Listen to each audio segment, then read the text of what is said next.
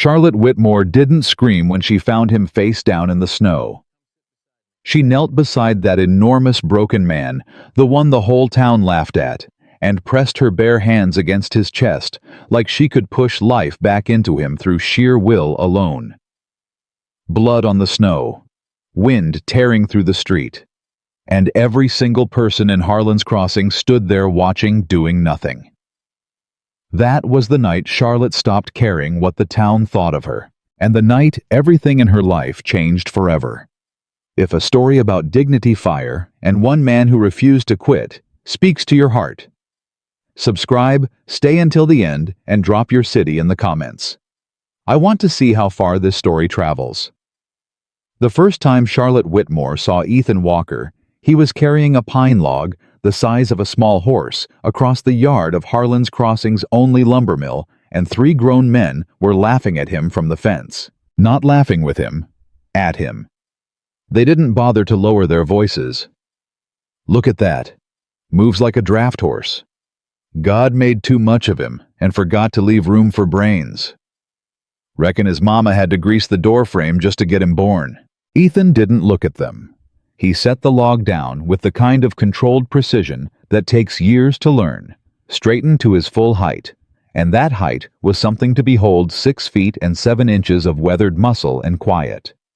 Then he pulled a bandana from his back pocket, wiped his hands, and went back for another. Charlotte watched from the window of the trading post across the street. She had been waiting on a bolt of fabric for 20 minutes. She had stopped caring about the fabric. "Who is that man?" she asked. The woman behind the counter, Vera Sims, didn't even look up from her ledger. "That's Ethan Walker, drifter. Comes through every few months looking for work. Nobody keeps him long." She paused, then added as though it explained everything. "He's simple." "Simple," Charlotte repeated. "Big as he is, you'd think he'd be useful. But he doesn't talk, doesn't mix. Makes people uneasy." Vera set her pencil down. Sheriff Greer says he once asked the man a straight question and got nothing but silence for 2 full minutes. Simple. Harmless maybe, but simple. Charlotte looked back at the window. Ethan had stopped, one of the men on the fence. Danny Pratt's boy, she recognized him now, 19 years old, and already mean as his father, had stepped forward and said something directly to Ethan's face. Something that made the other 2 men howl with laughter. Ethan looked at the boy for a long moment. Then he picked up his log and walked away. Charlotte felt something she hadn't felt in a long time. She couldn't name it right then. It would be weeks before she understood it was recognition. The town of Harlan's Crossing sat in a shallow valley in Montana Territory, ringed by mountains that turned purple at dusk and white by October. It was the kind of place that called itself a community, but operated more like a jury, always in session, always looking for something to convict. Charlotte had lived here for 11 years, had buried a husband here 4 years ago, and had spent every day since quietly, methodically proving to every man in the county that she did not need their guidance, their pity, or their interference. She had done it with her account books. Thomas Whitmore had left her 3 things when his heart gave out in the spring of 1880, a ranch with more debt than cattle, a town full of men who assumed she'd sell within the season, and a locked strongbox in the study with a note on top that read, "Charlotte, you're the smartest person I ever knew. I'm sorry I didn't say it enough." She'd read it once, put it back in the box, and went to work. By 1884, the Whitmore Ranch was the most profitable spread in the valley. She had renegotiated every debt, fired 3 foremen who thought her authority was theoretical, hired a crew that answered to her directly, and turned a failing cattle operation into a business that supplied 3 towns and had standing contracts with 2 railroad construction camps to the north. Richard Boone, who owned the Harlan's Crossing Merchant Bank, had made her 3 offers in 4 years. She had declined all of them twice in writing, once to his face in the middle of the street in front of 8 witnesses. He had smiled all 3 times. That smile bothered her more than anything else. She hired Ethan Walker on a Tuesday in late September, and she did it because of a fence. Her eastern pasture fence had been failing for a month, rotting posts wire pulling loose cattle drifting. She'd sent 2 of her hands to repair it. They'd been out there 3 days and come back with a half-finished job and a list of excuses. She'd ridden out herself on the 4th morning, looked at what they'd done, and felt the particular cold fury of a woman who has learned that the only way to know if something is done right is to either do it yourself or watch it get done. She was standing at the fence line, still in her riding coat, when she heard someone behind her. She turned. Ethan Walker was crouched 10 feet away, examining a post that had been set wrong. The angle was off. She could see it clearly now that someone was actually looking, and he had one enormous hand around the base of it and was testing the give. He looked up at her. "This whole line was set wrong," he said. His voice was lower than she'd expected, slower, deliberate. "Whoever dug these holes didn't account for the frost heave. Come winter they'll all push up. You'll lose the whole stretch." Charlotte stared at him. "I didn't ask for your assessment." "No, ma'am." "This is private property." "Yes, ma'am." He stood unhurried. "I was cutting across the South Ridge looking for the Paulson place. Saw the fence. Figured I'd stop." He looked at the line of posts stretching toward the tree line. "I can fix it properly. Take me 2 days. Maybe 3 if the ground's harder than it looks." "You're Ethan Walker." Something moved in his face, not embarrassment, not pride. More like tired recognition, like he'd been identified as weather. "Yes, ma'am." "I've heard you don't stay anywhere." "I stay if the work's worth doing." Charlotte studied him.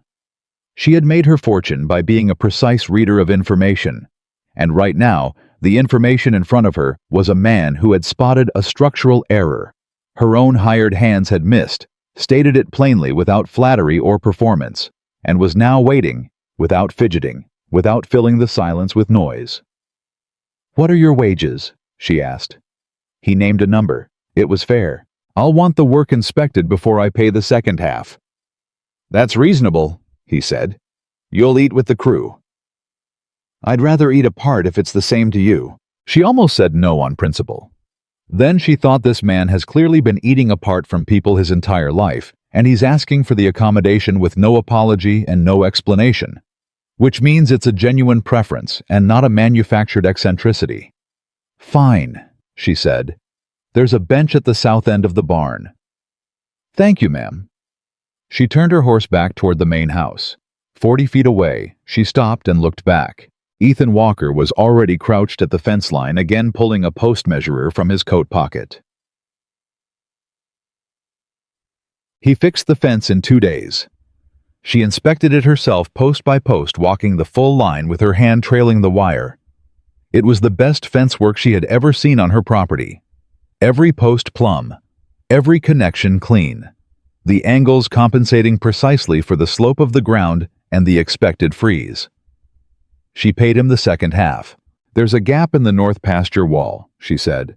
"Stone wall, old construction, 1/4 mile of it. I've been putting it off because I haven't had anyone I trust to do the work correctly." He looked at her steadily. "You trust me now?" "I trust the fence," she said. "That's close enough to start." A very small thing happened in his expression then. If she'd blinked, she'd have missed it.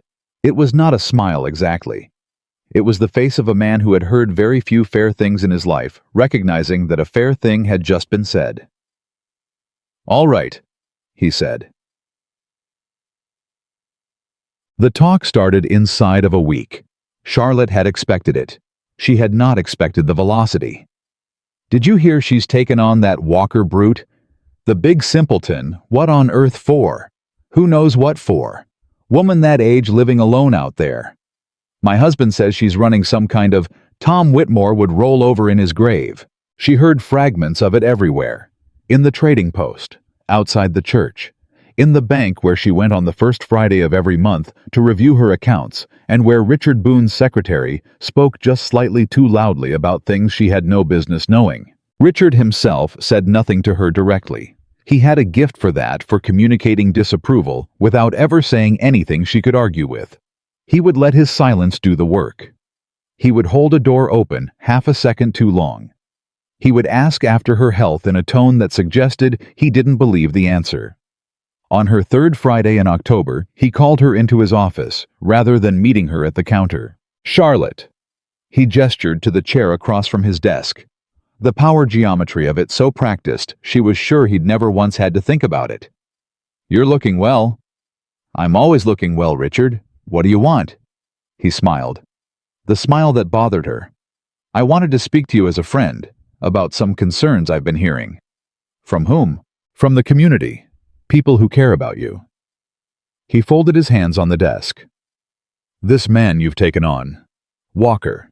I understand you've extended his work past the initial contract." "I have. People are talking. People talk about the weather too. I don't adjust my roof based on their opinions." "Charlotte." He said her name like a correction. "This man has no history here. No family, no references. He drifts from place to place. There are men in this town who have worked this land for 30 years and would do anything. They've had 4 years to ask," she said. She stood. "Richard, I will say this once plainly so there's no ambiguity. The Whitmore Ranch is my ranch. The people I hire are my business. The way I run my land is my affair. I am not a problem requiring your solution. I am a businesswoman with a well-functioning operation, and I am asking you now to stay in your lane." She left. Behind her, she heard his chair push back. Then silence. That silence followed her all the way home. Ethan had been on her property for 3 weeks when she found him in the study. She had not invited him there. She came down at just past midnight for the account books she'd left on the desk, and there he was standing in the lamplight, holding not reading, just holding the topographic survey map she'd had commissioned of the North Range. She did not startle easily, but she stopped in the doorway. "What are you doing in here?" He set the map down immediately. No guilt, no scrambling. "I came to tell you about the water situation in the North Pasture. Your housekeeper said you'd gone up to bed. I shouldn't have come in. I apologize, ma'am." He pointed at the map. "I was looking at the survey while I waited. The creek line is wrong." "Excuse me. Whoever surveyed this put the main tributary feeding into this pasture." He traced the line on the map without touching it. "But the creek doesn't run there anymore. It's shifted. Maybe 10 years ago, maybe more. The whole North Pasture is drier than this map shows. That's why your grass came in thin last summer." Charlotte looked at the map. She had bought this survey for $40 2 years ago, from a man who'd come out from Helena specifically to do it. She had made grazing rotation decisions based on it. She felt something cold move through her chest. "How do you know this?" "I walk the range, every day this week early morning." He looked up at her then, and in the lamplight, his eyes were dark and calm, like water at the bottom of a well. "You've been losing cattle weight in the North herd for 2 seasons. I looked at your grazing records. Your foreman leaves them in the barn on the nail by the door, and the loss started right after you shifted rotation to put more animals north. Because you trusted the map." Charlotte sat down slowly in the chair at the desk. "You read my grazing records." "I was trying to understand the land." A pause. "I may have overstepped." She was quiet for a moment. Outside, the wind came down off the mountain and moved through the pines. "Where does the creek actually run?" she asked. He told her. In precise, patient detail. He told her about the limestone shelf he'd found, the way the water table mapped against it, the 2 spots he'd identified where rerouting the irrigation ditches would push water back into the north section's poorest acres. He spoke in plain language with no decoration, and he was exactly right about all of it. She knew because she was running the calculations in her head, even as he talked. When he was done, she said, "Sit down, Mr. Walker." He sat. "Why haven't you said any of this before now?" He looked at his hands. They were remarkable hands, wide across the palm, scarred along the knuckles, the kind of hands that had been used seriously their entire life. "Because you hired me for fence work and stone walls. This was outside the scope. I wasn't sure you'd want it." "Why are you telling me now?" "Because it's been 3 weeks, and I've watched you work every day." He looked up. "You work as hard as anyone I've seen. You're building something real. And you deserve accurate information to build it with." Charlotte looked at him for a long time. "You are not what people say you are," she said. Something in his face went very still. "No, ma'am," he said quietly. "I know that, but most people don't." November came in cold and complicated. Richard Boone made his fourth offer on the Whitmore ranch. He delivered it in person, riding out on a Wednesday afternoon with a document already drawn up and a smile that said he expected a different answer this time. Charlotte tore the document down the center, handed both halves back to him, and told him she'd be in town Friday to review her loan status, and she expected her accounts to be in order. He rode away without another word. That night, one of her cattle sheds developed a leak. She sent 2 hands to fix it before the temperature dropped. They came back in an hour, saying the materials in the storage barn were short, that someone had moved things around, that the repair would take longer than expected. She didn't think much of it. Not yet. But Ethan came to her at breakfast the next morning with a look on his face she had not seen from him before. Still, careful. Like a man arranging words in order so they couldn't be misunderstood. "Mrs. Whitmore," he said, "I need to show you something." He showed her the storage barn, the tools that had been moved, the way certain items were now in positions that made no operational sense unless someone had been through them quickly and replaced them carelessly. He showed her a boot print in the dirt near the back wall that was too narrow to belong to any of her crew. He showed her the shed roof not merely leaking, but deliberately compromised. 3 boards pulled loose and re-nailed with the nails driven only halfway, so the work looked solid until weight or wind hit it. "This wasn't weather damage," he said. Charlotte looked at the half-driven nails. "No," she said. "It wasn't." She stood there for a long time in the cold of that barn, looking at evidence of something that had walked onto her land and touched her things and tried to disguise itself as accident.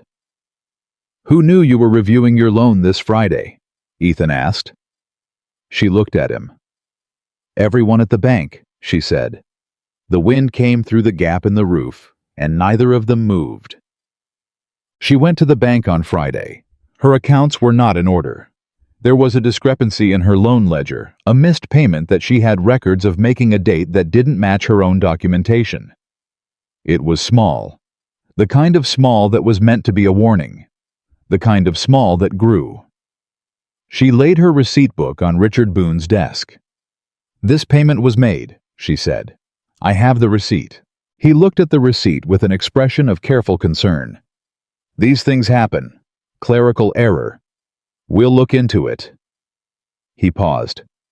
"Of course, if there were any question about the account standing, I'd be obligated to review the loan terms. A woman running a property of that size alone with questions about record keeping." "There is no question about my record keeping," Charlotte said. "The question is about yours." He smiled. The smile again. She walked out. Ethan was waiting with her horse at the rail outside. He had not asked to come. She had not asked him to. But he was there, and when she came down the steps, he read her face in a single glance. "How bad?" he asked. "Not yet," she said. But he started. Ethan took the horse's reins and held them while she mounted. He looked up at her with those dark, calm eyes. "What do you need?" he said. "Not can I help. Not let me know if there's anything. Just what do you need?" Charlotte felt something she had been keeping at a careful distance move closer. "I need someone I can trust," she said. "You've got that," he said. Simply, without drama. She turned her horse toward home. Somewhere behind her, she was almost certain Richard Boone was standing at his bank window watching. The trouble started before Charlotte ever saw it coming, and it came from the direction she had been watching least. She had spent the 2 weeks after the bank meeting doing what she always did when threatened she worked. She pulled every receipt from the past 3 years, organized them by date and amount, and cross-referenced them against the ledger copies she kept in the locked strongbox in the study. She worked by lamplight after the crew went to sleep and before they woke up, and by the end of the 2nd week, she had a documentation record so clean and complete that Richard Boone would have needed a different kind of weapon entirely. She didn't know yet that he already had one. Ethan noticed she wasn't sleeping. He didn't say so directly. He just started leaving a fresh pot of coffee on the kitchen stove before she came downstairs in the morning. and once when she came into the barn at 5 in the morning to check on a sick calf. She found he was already there, had been there a while by the look of it, and he looked up from where he was crouched and said nothing, just moved aside so she could see the calf, which was breathing easier. "You're up early?" she said. "I don't sleep much," he said. "Neither do I." "I know," he said. She looked at him. He kept his eyes on the calf. She let it go. The crew had been watching the two of them since October, with the particular attention of people who have little entertainment and much time to speculate. They were not unkind about it, her crew. Most of them were decent men who had learned to work for a woman by learning to respect one, which was a lesson some of them had come to slowly but had come to genuinely. But they watched, and they talked quietly, and she knew it, and she had accepted it as the cost of running a ranch alone, that your private business was always partially public, always subject to interpretation by people who meant well and understood only half. What she had not accepted was that someone on her crew was reporting to Richard Boone. She found out on a Thursday in the second week of November. She had sent a hand named Cal Mercer into town for supplies and a sealed letter to her attorney in Helena regarding the loan discrepancy. She had told no one else about the letter. She had written it alone in the study and sealed it herself and handed it to Mercer at the barn door. By Friday afternoon, Richard Boone rode out to the ranch with a copy of her attorney's name written on a piece of paper and asked her pleasantly whether she was considering legal action over a simple clerical matter. Charlotte stood on her front porch and looked at that piece of paper and understood exactly what it meant. After Boone rode away, she walked to the barn and stood in the middle of it and thought carefully and coldly for several minutes. Then she said to the air, "He heard something." Ethan stepped out from behind the partition at the back. He had been oiling tack. He looked at her face and set the leather down. "Who was with Mercer when you gave him the letter?" he asked. "No one. Just me." "Who knew you were writing to your attorney?" "No one." She paused. "Unless someone heard something in the study." "The study backs up to the bunkhouse." She went very still. "The back wall," she said. "There's a gap in the logs. Low down near the floor. I noticed it last week. Meant to fill it." Charlotte looked at him for a long, quiet moment. "Why didn't you tell me? I thought it was just a draft gap. I didn't know someone was using it." His jaw tightened. A slow, controlled anger moved across his face. "I should have told you. I'm sorry." She didn't waste time on reassurance. "Which of the men sleeps closest to that wall?" Ethan didn't answer right away. When he did, his voice was measured and careful, the way his voice always was when what he was about to say mattered. "I don't know for certain. But Hicks has been taking a long time coming back from town every time he rides in. And he was at the barn door 2 mornings ago when you came out to find me. I didn't think anything of it at the time. Pete Hicks, hired 4 months ago. Good with horses. Quiet. Unremarkable." Charlotte walked to the bunkhouse, told the 2 men inside to take their supper break early, waited until they were gone, and then found Pete Hicks's bunk and looked under the mattress. There was a folded piece of paper with Richard Boone's initials on it and a number that represented more than 3 months of Pete Hicks's wages. She set it back exactly as she found it. She walked out, found Mercer sent him for Hicks on a pretense, and when Hicks walked into the barn 10 minutes later, she was standing in the middle of it with the paper in her hand. Hicks stopped. The color left his face. "Don't," she said quietly. "Don't tell me you needed the money. Don't tell me Boone gave you no choice. Don't tell me anything that's meant to make me feel sorry for you. I have children who depend on this ranch for their father's wages, and I have land that fed half this valley last winter, and you handed my private business to a man who wants to take all of it." She set the paper on the floor between them. "Get your things and get off my property." Hicks looked at the paper, looked at her, opened his mouth. "Now," she said. He left before dark. She told no one what she'd found or why he'd gone. By the next morning, the crew knew something had happened and had the good sense not to ask. That night alone in the study, she wrote a new letter to her attorney and used Ethan Walker to carry it riding before dawn, so no one saw which direction he went. She was making enemies faster than she had expected. What she did not know was how far ahead of her Richard Boone already was. The first accusation came from nowhere like they always do. It was a Tuesday market day, late November, the cold hard enough now that breath hung visible in the air. Charlotte had ridden into town for the weekly exchange cattle weights grain prices, the ordinary commerce of keeping a ranch solvent through winter. She was at the grain merchant's counter when she heard it not directed at her, but said loudly enough and nearby enough that it was clearly meant to reach her. "I heard the Walker man took money from the ranch account." She turned. A woman named Ida Pratt. Danny Pratt's mother, she'd had reasons to distrust this family before, was speaking to the butcher's wife, with her back partially turned and her voice perfectly calibrated to carry. "That's what my husband heard. Said Charlotte Whitmore's been keeping loose accounts and that Walker's been helping himself." Charlotte set down the grain receipt. She walked to where Ida Pratt was standing and said, "What did you just say?" Ida turned. Her expression arranged itself into something between innocent and satisfied. "I was just repeating what I heard, Charlotte. I'm sure it's nothing." "It's nothing because it's false," Charlotte said. "Ethan Walker has never taken a cent that wasn't earned.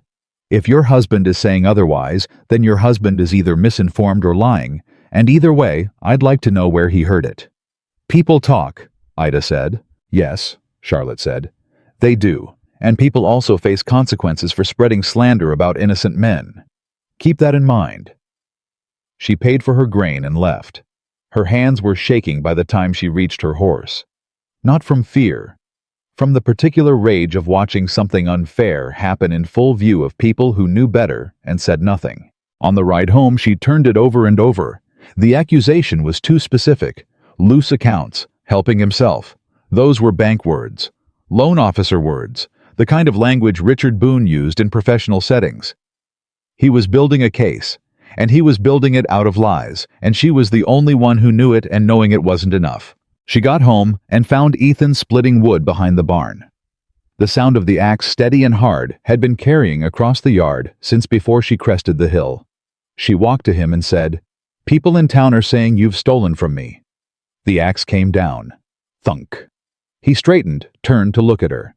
His face showed nothing frantic, no scramble of denial or panic. He looked at her the way he always did, directly, quietly, waiting for information. "That's not true," he said. "I know it's not true." "What do you want to do?" "I want to get ahead of it," she said. "I want to know what he has planned before he executes it." Ethan set the axe down. "He doesn't want the ranch," he said. "Or not just the ranch." She waited. A man like Boone, he has done this before. The way he's moving, the slow pressure, the planted rumors, the account discrepancy. This isn't someone improvising. This is a method he's used. He looked at her steadily. He needs you to look incompetent, or dishonest, or both. Because if you look incompetent, the loan board has grounds to call the debt early. If you look dishonest, you lose the community support that makes fighting back possible. Charlotte stared at him. "How do you know this?" Something passed across his face. "I worked for a man in Wyoming who did the same thing to his business partner. Took him 3 years to put the partner out. He didn't rush. He was patient." He paused. "I should have told you that sooner." "Why didn't you?" A long silence. "Because I wasn't sure I was right. I didn't want to frighten you with speculation." Charlotte looked at him for a long moment, then said something she had not said in 4 years, not to any hired hand, not to any man. "Ethan, don't protect me from information. I'd rather have the hard thing than the easy silence." He met her eyes. "Yes, ma'am," he said, and then quietly, "I won't do that again." "Good." She turned. "Come to the study after supper. I want you to look at the loan documents with me." She heard him pick the axe back up. One clean stroke, then another. She didn't know why that sound steadied her, but it did. The loan documents were worse than she'd thought. Ethan sat across from her at the study desk while she spread the papers out, and she watched his eyes move across the columns, the way they moved across terrain, methodically missing nothing. He read slowly, but he read everything. He asked 2 questions, both precise about specific clauses she'd glossed past when she first signed. "This provision," he said, putting his finger on a line without touching the paper. Clause 14.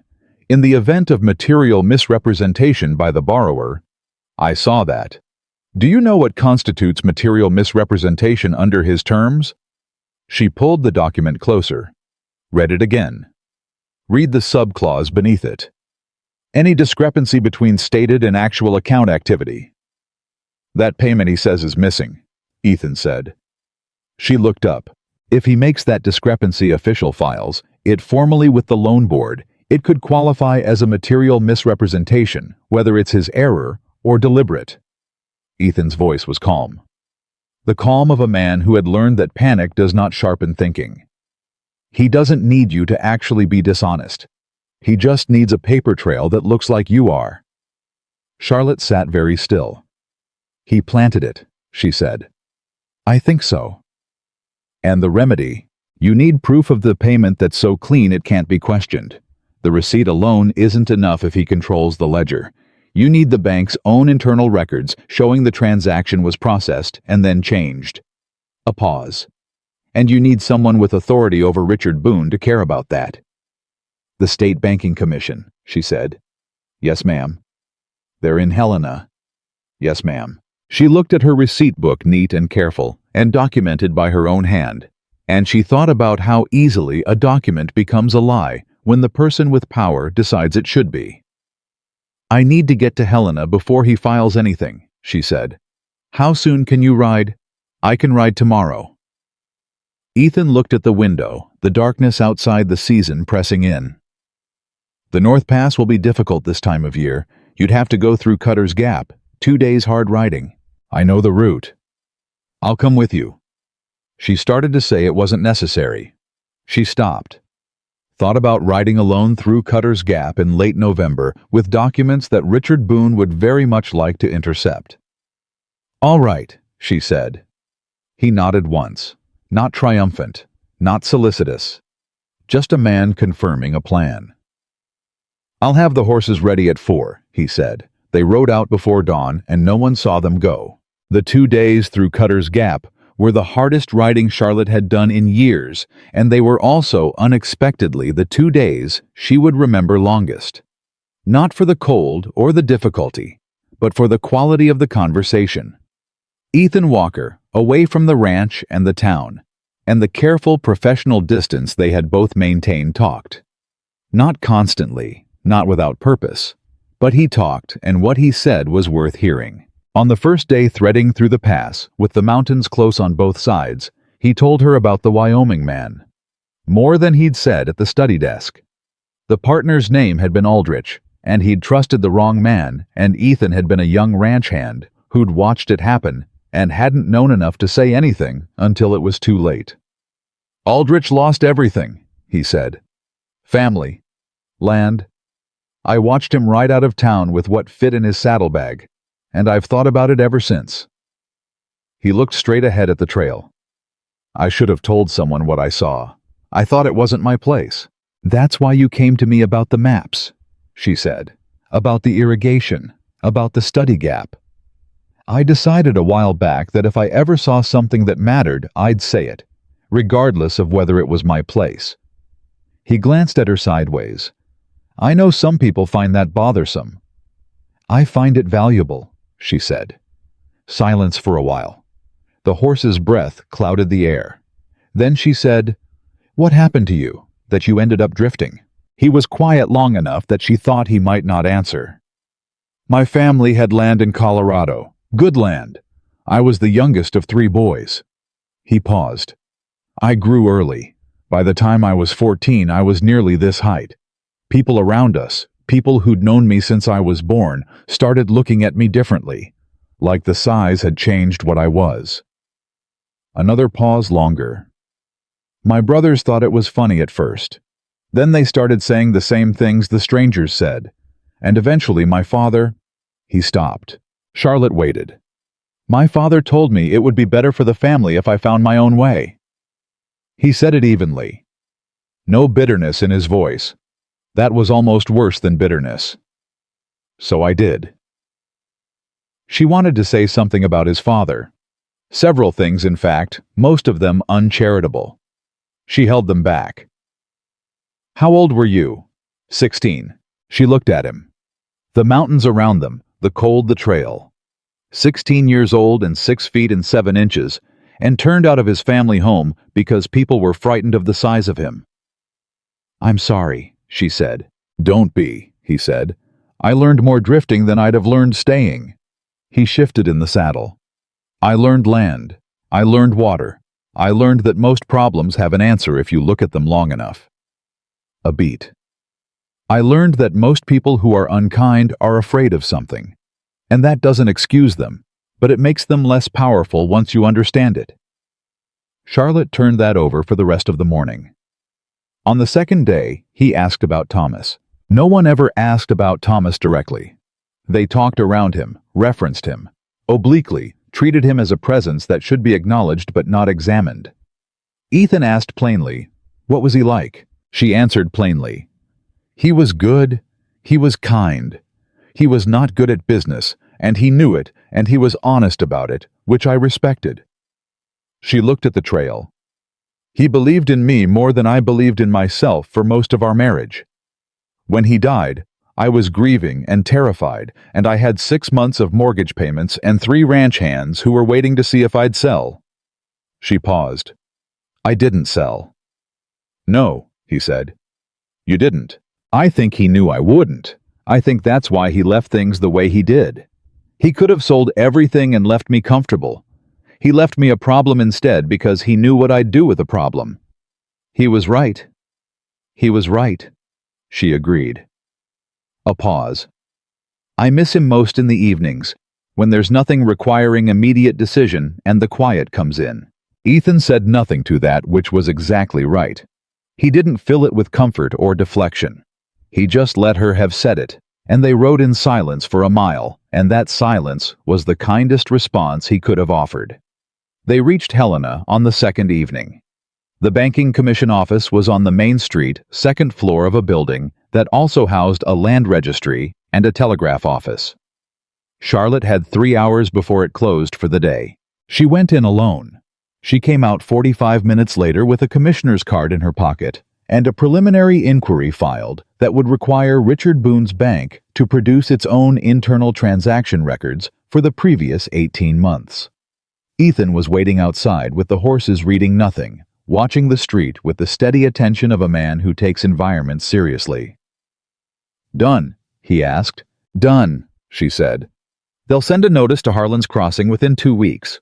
Boone will know something's coming before it arrives. That might make him move faster. That's what I'm counting on, she said.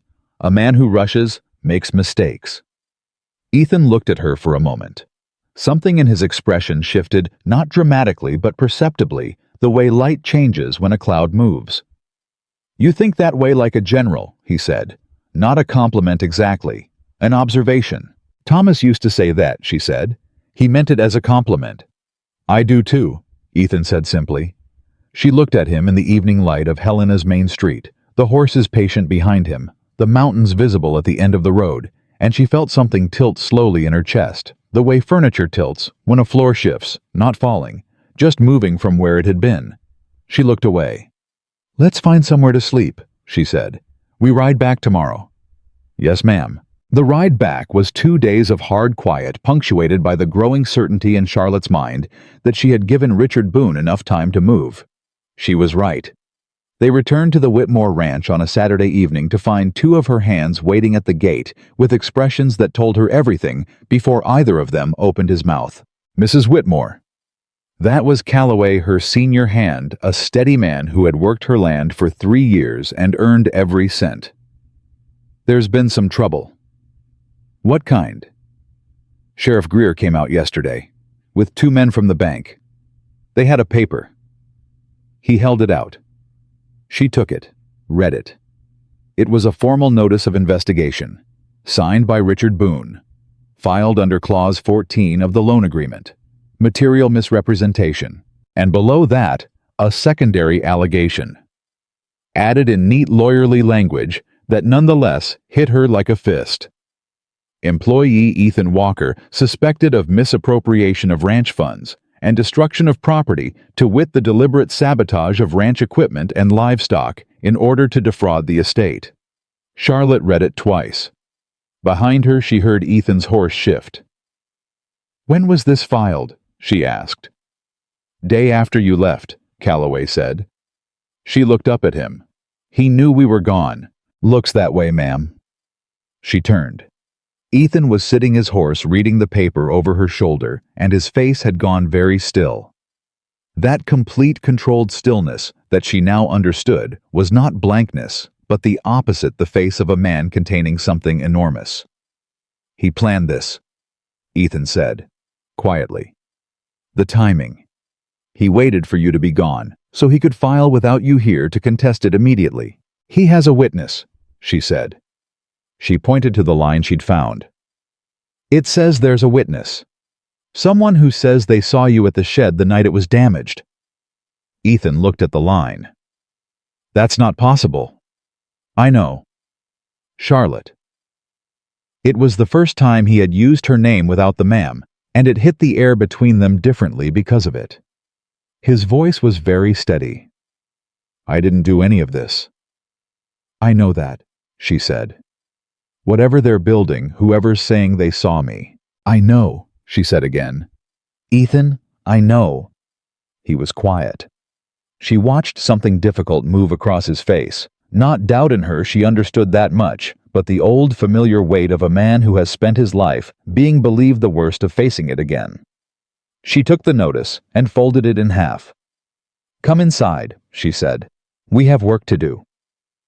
She walked toward the house, and after a moment his boots hit the ground behind her. Inside the kitchen with Calloway and two other trusted hands at the table, Charlotte spread out her documentation receipts, grazing records, the banking commission card from Helena, and the notice from Boone, and began to build the defense she had not known 3 months ago that she would need. What she didn't know yet, what none of them knew, was that across town in the back office of the Harlan's Crossing Merchant Bank, Richard Boone was signing a second set of documents. These were not for the banking commission. These were not for the sheriff.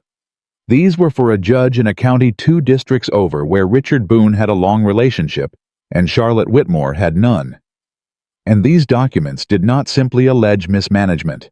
They asked for the ranch. The documents from the out-of-district judge arrived on a Monday morning, and Charlotte knew before she opened the envelope that whatever was inside had been designed to end her. She opened it at the kitchen table alone before the crew was up. She read it twice. Then she set it down flat on the table, put both hands beside it, and breathed. The language was precise and devastating. Richard Boone had filed for emergency receivership of the Whitmore Ranch on the grounds of financial mismanagement, citing the missing payment, the banking irregularities, and this was the part that made her hands go cold, a sworn affidavit signed by 2 witnesses, stating that they had observed Ethan Walker deliberately destroying ranch property on the night of November 3rd. November 3rd, the night of the shed roof. 2 witnesses, not 1. She had not expected 2. She heard boots on the back step and didn't move. Ethan came through the door, saw her face, saw the paper, and stopped. "How bad?" he said. "They have 2 witnesses swearing they saw you at the shed," she said. "Signed affidavits, filed with a judge in Billings County." She looked up. "Judge Harlan Croft. Do you know that name?" Something moved in Ethan's face. "Croft," he said it slowly. "I worked a drive that came through Billings County 4 years ago. Croft owns land there. Cattle. He and Boone—" He stopped. "They know each other," Charlotte said. "They're cousins," Ethan said. "By marriage. I heard it from a hand who'd been in that county for years." Charlotte picked up the document and looked at it again. A judge who was Richard Boone's cousin by marriage, 2 manufactured witnesses, and an emergency receivership filing that she read the timeline required a response within 15 days, or the proceedings would move forward unopposed. "He's been planning this since before he made the first offer," she said. "Yes," Ethan said. "The offers were never about buying the ranch. No. They were about establishing that he'd made a reasonable attempt, that you'd refused a fair price. It makes the receivership look less like a seizure and more like a rescue." His voice was even, but the muscle along his jaw was working steadily. If the ranch goes into receivership, the court appoints an administrator. That administrator recommends a sale, and Boone will have made sure the right people are in the right positions to buy. Charlotte stood up. Then we have 15 days. Charlotte! He said her name the same way he had the night the notice arrived, straight, no softening around it. 2 witnesses means 2 people in this town who are either lying for Boone or who he's convinced of something that isn't true. Either way, he paused. I need you to understand what that looks like, to the town, to a court. I know what it looks like. It looks like you're protecting a man who robbed you. I know. People will say you're not thinking clearly. That your judgment, my judgment, she said, has built this ranch from a pile of debt into the most profitable operation in this valley, and any man who questions it is welcome to show me his own account books first. She picked up the document. I need my attorney, today, not by letter, in person. She looked at him. Can you ride to Helena and back in 2 days? 1.5, he said. Go. He went. She spent the day he was gone, doing the thing she did best. She built a case. She sat at the study desk for 12 hours straight, and what she assembled was not a defense, but an offense. Every transaction, every payment, every date and amount and corresponding receipt organized into a ledger so thorough and so clearly documented that the missing payment didn't look like mismanagement. It looked like exactly what it was, a line item that had been processed, recorded, and then altered, because she found something on that 12th hour of looking, something she had missed before. A faint double impression on the receipt page, the ghost of a different number lighter than the current ink underneath it. Someone had written over an existing entry. She held the page up to the lamp for a long time. Then she locked it in the strongbox and went to bed. Ethan returned with her attorney James Aldridge, riding beside him on a borrowed horse, arriving 2 hours before dark on Tuesday. Aldridge was 62, sharp-eyed, and had been Charlotte's lawyer since the year Thomas died. He read the receivership documents at the kitchen table without speaking for 20 minutes. Then he said, "This judge is compromised." "I know," Charlotte said. "The witnesses are the problem. Without breaking their testimony, the affidavits create a legal presumption." He set the papers down. "Who are they?" Charlotte looked at Ethan. "I don't know," Ethan said.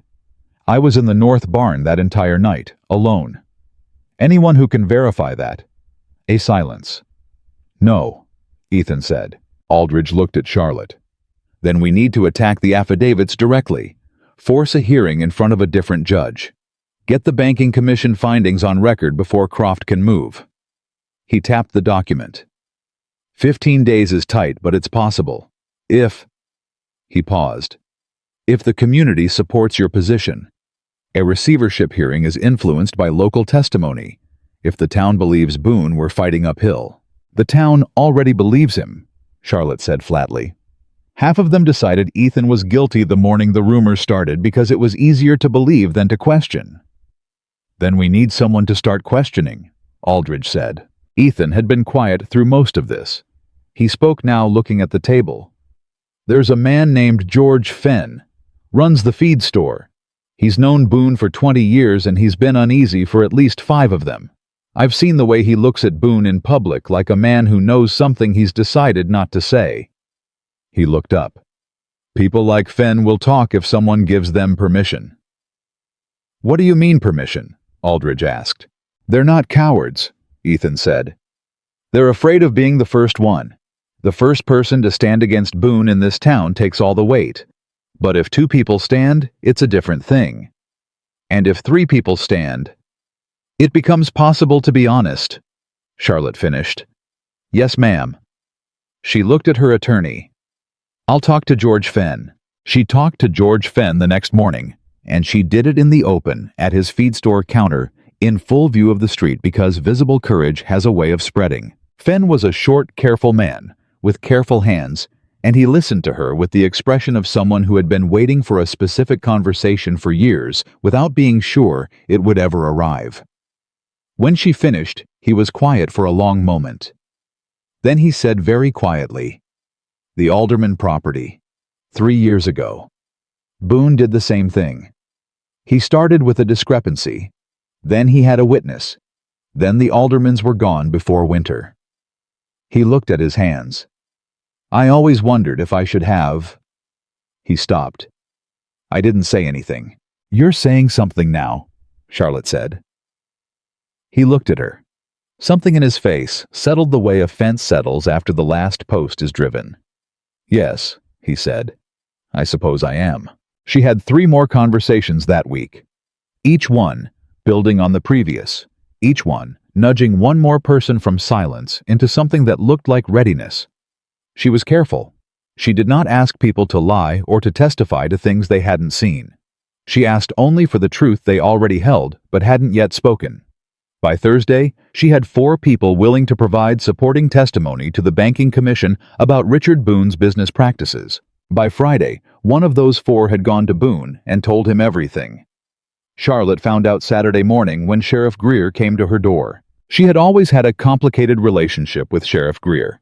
He was not a bad man, and he was not a Boone man, but he was a man who valued the peace of his town above most other things. And he had a particular talent for managing conflict, by managing the parties involved, rather than the conflict itself. He stood on her porch with his hat in his hands and looked genuinely uncomfortable.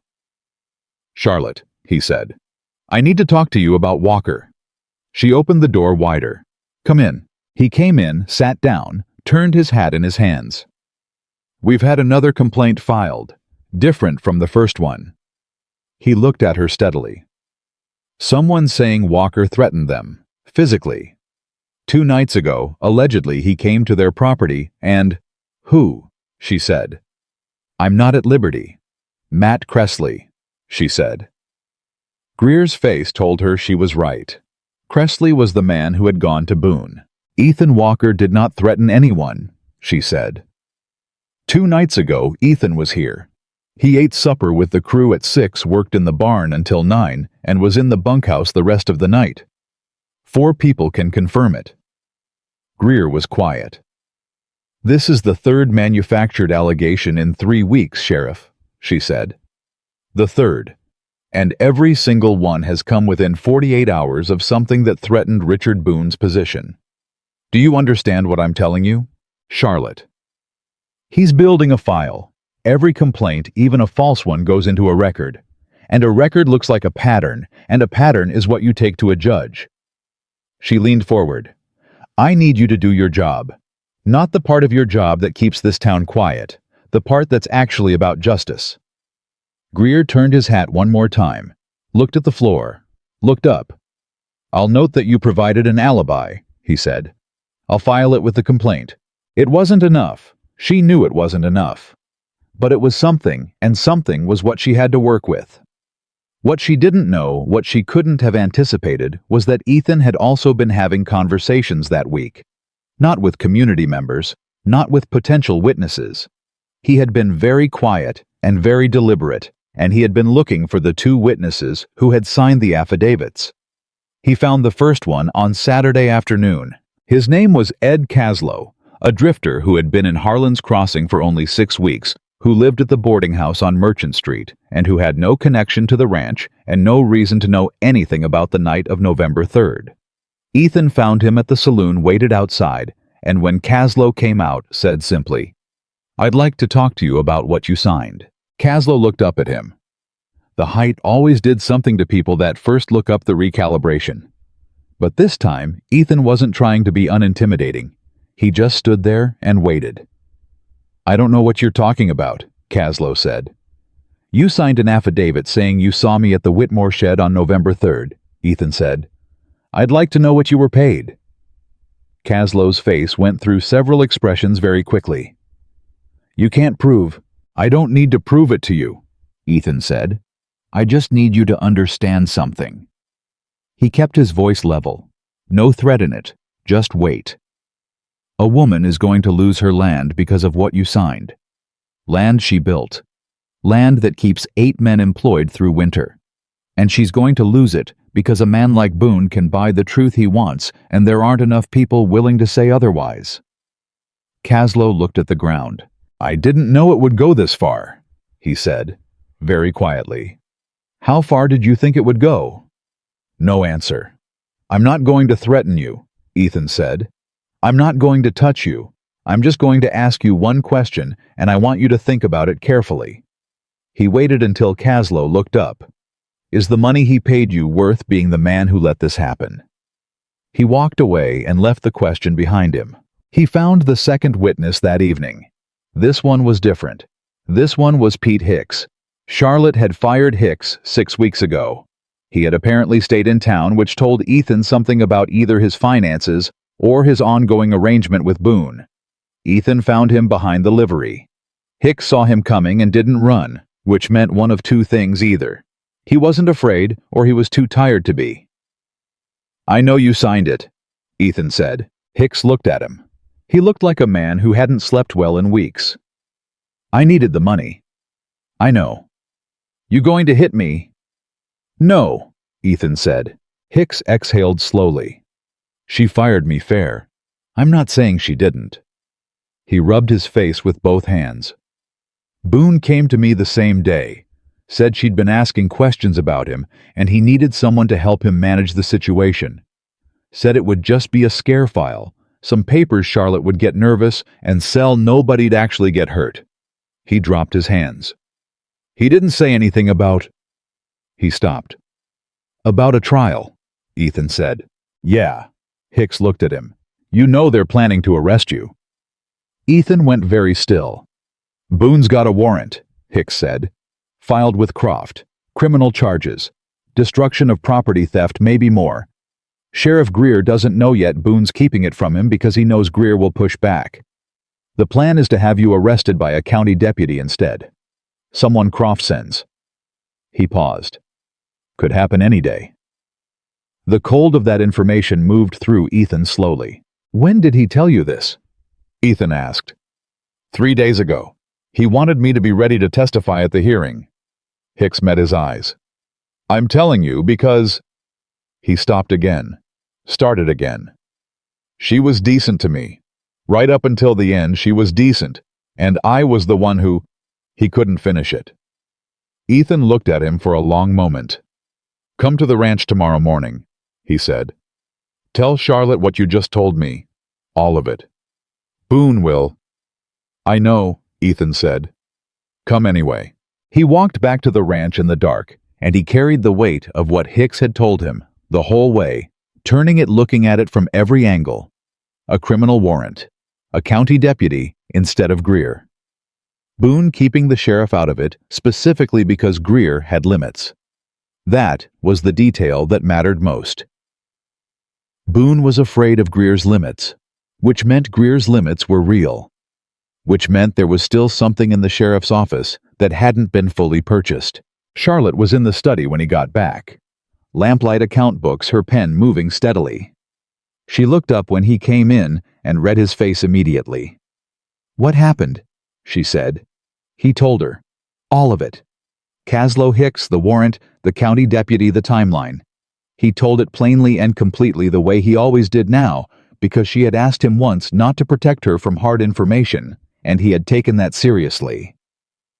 When he finished, she set her pen down very carefully. "How long do we have?" she said. "I don't know. Days, maybe." "Then we have to move tonight." She stood. "I need to speak to Greer directly. Not tomorrow. Tonight." She looked at Ethan. "If there is a warrant that Boone is keeping from Greer, then Greer is being played the same way everyone else is. And a man who has been played gets angry," Ethan said. "Gets useful," Charlotte said. She rode to the sheriff's office at 9 o'clock at night and knocked on the door until Greer answered it in his shirt sleeves with a look of exhausted resignation that became something sharper when she told him what she knew.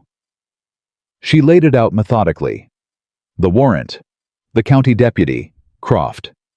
The deliberate exclusion of the local sheriff from a proceeding in his own jurisdiction. Greer's face changed as she talked. She watched the change happen from defensive to uncertain to something that looked by the end genuinely like anger. "He went around me," Greer said. "He did. In my own county." "Yes." Greer was quiet for a long moment. "If there's a warrant filed with Croft and a deputy coming, you need to get ahead of it," Charlotte said. "Because if a county deputy arrests Ethan Walker in Harlan's Crossing Before you've had the chance to review the warrant yourself, it looks like this town sanctioned it, like you sanctioned it." Greer put his hat on. "Where's Walker now?"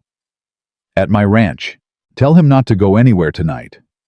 He was already moving toward the door. "I'm going to send a wire to the state marshal's office. If Boone's working around a local jurisdiction with a compromised judge, that's a state matter." He stopped, hand on the doorframe, and looked back at her. "Charlotte, I should have looked harder at this sooner." "Yes," she said. "You should have." He nodded once like a man taking a correction and went out. She rode home. The night was very cold and very clear, and the mountains were black cutouts against a sky full of stars. And she rode hard because she could feel the shape of the next few days pressing in. And she wanted to be home in the study with the lamps lit and the documents spread out when whatever was coming finally arrived. She got back to find Ethan standing in the yard, not waiting for her, working repairing something on the barn door by lantern light, because that was how he was. That was the particular texture of him, always doing the work that was in front of him, regardless of what else was happening. He looked up when she rode in. "Greer's sending a wire to the state marshal," she said, dismounting. Ethan absorbed this. That could take days to get a response. "I know. Boone's deputy might come before then." "I know that too." He held her horse while she pulled the saddle. The lantern swung slightly in the wind. His face was calm in the way she had come to understand, meant the opposite of calm, meant that he was holding something very steady inside himself that very much wanted to move. "If they come for me," he said, "you don't fight it." She stopped moving. "Excuse me, if the deputy comes with a warrant legally valid or not, you don't resist on my behalf. You let me go." He looked at her directly. "I'll be out again. Aldridge can file for a writ. But if you obstruct an arrest, even an illegal one, it gives Boone something new to use against you." "Ethan. Charlotte." Her name again in that voice that meant he was about to say something that mattered and had been thought through completely. "This ranch is what matters. This land and what you've built, and the 8 men who'll be out of work if Boone wins. I am not worth more than all of that." He held her gaze. "Don't trade the thing that lasts for the thing that doesn't." She stood in the cold yard and looked at this man who had spent his entire life being counted as worth less than he was, and was now voluntarily placing himself beneath something else in order to protect it. And she felt something break open in her chest in a way that was not grief, and was not entirely something she could name. "You are not worth less than this ranch," she said. "I know that," he said quietly. "But right now I need you to act like I am, just for a little while." She took the horse from him. She walked it into the barn without another word, because if she said anything else, she was going to say something that couldn't be unsaid. And the timing for that was wrong. And she knew it, and she hated knowing it. She heard him pick the lantern back up. The light moved as he went back to work on the barn door. She pressed her forehead against her horse's neck and stood there in the dark for a moment, just breathing. Then she went inside to prepare. She had her documents organized, her attorney's instructions memorized, and Ethan's alibi for every contested night written out and signed by 4 witnesses before midnight. She sealed it all in an envelope and put it in the strongbox. She did not sleep. At 3 in the morning, Pete Hicks knocked on her back door. She opened it, and he stood there with his hat in his hands and red eyes and said simply, "I'll recant. I'll tell them I lied." "Come in," she said. He came in and sat down and told her everything he knew about Boone's plan. The fake documents, the judge, the deputy, the timeline. More than he'd told Ethan. More, she suspected, than he'd told anyone, because it had been sitting in him for weeks, and it had been eating him alive. When he finished, she said, "This will not be comfortable for you." "I know. Boone will come after you." "I know that too." He looked at his hands.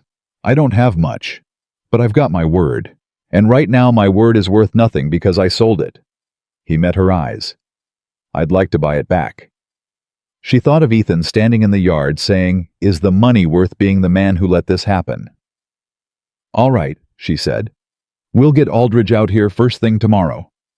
She sent for Aldridge at dawn. By 8 in the morning, she had Pete Hicks's signed statement, Aldridge preparing a formal motion to the state court, and George Fenn waiting on a bench outside the study, with his own testimony written in his careful hand. By 9, she had the first piece of news that told her they were too late. Calloway came in from the road at a dead run and said, "There are 2 men coming up the south track. They've got a county badge." Charlotte looked at Ethan. Ethan looked back at her. His face was very still. "Remember what I said," he told her. She wanted to say 100 things. She said, "I remember." He walked out to meet them. The 2 men came up the south track at a steady pace, and Ethan walked out to meet them the way he walked toward everything, without hurry, without theater, with that particular quality of stillness that people mistook for slowness, and was actually the opposite. Charlotte stood on the porch. She had promised herself she would stay there. She was staying there. The men were deputies' county badges on their coats, and the one in front was broad-shouldered and somewhere in his 40s, with the practiced look of a man who had served papers before and expected no trouble. He looked up at Ethan and did the thing people always did. The brief recalibration, the unconscious reassessment, and then he pulled a folded document from his coat. "Ethan Walker." "Yes," Ethan said. "I have a warrant for your arrest. Destruction of property and misappropriation of funds belonging to the Whitmore Ranch estate." He held the warrant out. "You'll need to come with us." Ethan took the warrant, read it, handed it back. "All right," he said. Charlotte's hands tightened on the porch railing. She did not move. Calloway was behind her, and she heard him shift his weight, and she said quietly without turning, "Don't." Calloway went still. The deputy produced a length of rope, not Iron's rope, which told her something about the informality of this arrest, the speed with which it had been assembled, and Ethan put his hands out in front of him without being asked. That single gesture, that quiet compliance, was the hardest thing Charlotte had watched in 4 years, maybe longer. Ethan turned his head and looked at her once before they walked him away. She held his gaze for exactly as long as she could. Then she was off the porch and moving before she'd made a conscious decision, not toward the deputies, but toward the barn, calling for Calloway and pulling her coat tighter. "Get the horses," she said. "Now. And find Aldridge. He was in the east bedroom. Tell him they've taken Walker and I need him moving in 10 minutes. Callahan ran. She went to the barn.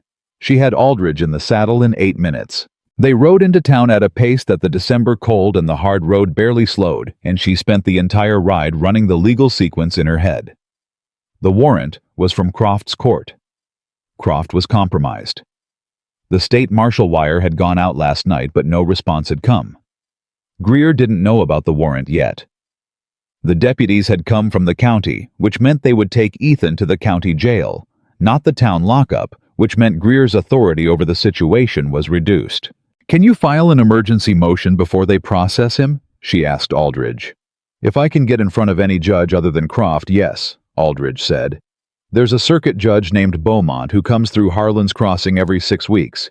If he's in the territory—" "Find out," she said. They split at the edge of town. Aldridge went for the telegraph office and the courthouse. Charlotte went for Sheriff Greer. She found him already at his office, already in his coat, already with the look of a man who had just heard news he hadn't wanted to receive. He turned when she came through the door and said, "I just heard," before she could speak. "They took him an hour ago," she said. "County deputies.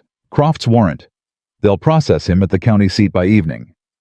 "I sent the wire to the state marshal last night," Greer said. "Nothing back yet. I need you to file a jurisdictional challenge," she said. "The alleged offense occurred in your jurisdiction. You were deliberately excluded from this arrest. That's irregular, and you can contest it." Greer picked up his hat. "I know." "Will you—" He looked at her steadily. The man who valued peace above most things.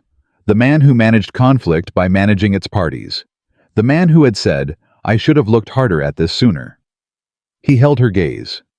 "Yes," he said. "I will." Something loosened very slightly in her chest. "Then do it fast.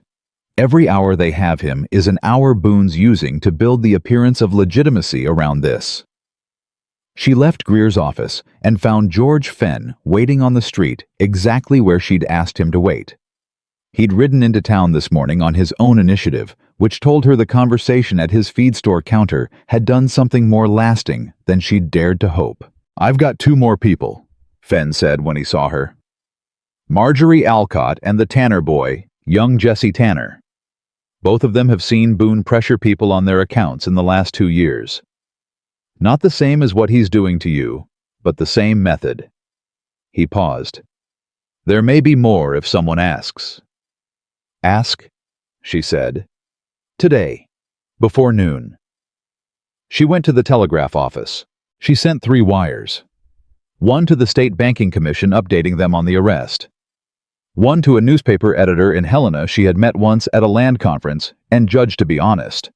And one to a retired federal land agent named Cole Morrow, whose name had appeared in the original Whitmore Ranch documents as the federal surveyor who'd certified the property title, a name she had been saving carefully for exactly this kind of moment. She was at the counter composing the 3rd wire when she heard through the thin wall of the telegraph office a voice she recognized. Richard Boone on the street outside speaking to someone. Calm, satisfied. The particular tone of a man who has watched a plan execute on schedule. Unfortunate situation, but the court has to act when there's evidence of criminal conduct. Charlotte Whitmore is a capable woman, but she's been deceived. Walker used her trust against her. Anyone who's looked at the evidence. She walked out of the telegraph office. Boone was standing on the board sidewalk with his coat buttoned against the cold, speaking to 2 men she recognized from the town council. He saw her immediately. His expression didn't change. "Charlotte," he said. "I'm sorry it came to this." "Are you?" she said. "This is exactly what I was afraid of," he said, and his voice was smooth and measured and pitched for the council members' ears. "A woman alone managing a significant estate taken advantage of by someone who— Richard." She said his name the way she had learned to say it flatly without the rise of anger, because anger was what he wanted. "The State Banking Commission is currently reviewing your internal transaction records for the last 18 months. A circuit judge is being contacted regarding a jurisdictional challenge to this morning's arrest, and I have sworn statements from 2 individuals retracting testimony they now acknowledge was obtained under financial inducement." She let that land. "The next 48 hours are going to be difficult for you. I thought you should know." The sidewalk was not empty. There were people within earshot. She had known there would be. Boone's expression did not crack. The smile held. But something behind it, something she had never quite been able to identify before, contracted. "You're upset," he said. "Understandably." "I'm not upset," she said. "I'm ahead of you." She went back inside and finished her wire. Ethan spent that first night in the county lockup 40 miles east of Harlan's Crossing, and what he discovered in those hours was that the hardest part of being confined was not the confinement itself, but the enforced helplessness, the knowledge that events were moving without him, and he could not see them or shape them or do anything except sit with the rope of them in his hands and trust. He sat on the bunk in the county cell, and he thought about Charlotte in the way that he had been carefully not thinking about her for 2 months directly without management, without the professional distance he'd maintained, because he had enough self-knowledge to understand that a hired hand who developed feelings for the woman who employed him was in a particular kind of danger. He thought about her at the kitchen table with the lamp on, and her pen moving steadily, and the absolute absence of self-pity in the way she worked. He thought about her in the saddle coming through Cutter's Gap, saying he knew I wouldn't. He left me a problem instead. He thought about the way she had looked at him when he said, "You've got that," and how she had turned her horse away quickly enough that he had pretended not to see what was in her face. He had been pretending not to see things for 2 months. He stopped pretending in that cell for those hours because there was nothing else available to occupy his attention, and he was tired of managing himself. What he understood looking at it squarely was this. Charlotte Whitmore was the first person in his adult life who had looked at him and seen what was actually there. Not the size. Not the silence. Not the drift. She had looked at him the way she looked at her account books with precision and without assumption, and what she had concluded was worth something. That was the thing about her that had gotten under his ribs and stayed. He also understood squarely that if he got out of this cell, and Boone was still standing, and the ranch was still hers, and 8 men still had work through winter, that the distance he'd maintained was not going to be possible to maintain anymore. He understood this with the same calm certainty with which he understood fence lines and water tables. Some things, once you've looked at them properly, can't be unseen. He spent the rest of the night staring at the ceiling and waiting for morning. Morning arrived with his attorney. Aldridge came through the county jailhouse door at 7 in the morning with a document in his hand and a look on his face that was several simultaneous things at once. "Judge Beaumont is in the territory," he said without preamble. "He's in Cartwright 30 miles west. I've filed a motion for immediate review of the warrant." He sat down across from Ethan and leaned forward. "More importantly, last night one of Boone's witnesses recanted." Ethan looked at him. "Caslow or Hicks?" "Caslow. Signed a full statement this morning saying Boone paid him $40 to provide false testimony. He names Boone directly." Aldridge paused. "Hicks already gave his statement to Mrs. Whitmore yesterday. She has both of them." Ethan felt something release in his chest. "How is she?" "Operating at a speed I have frankly never seen," Aldridge said, and something in his tone that was not quite admiration, but was adjacent to it. "She has George Fenn and 2 others prepared to testify about Boone's past conduct.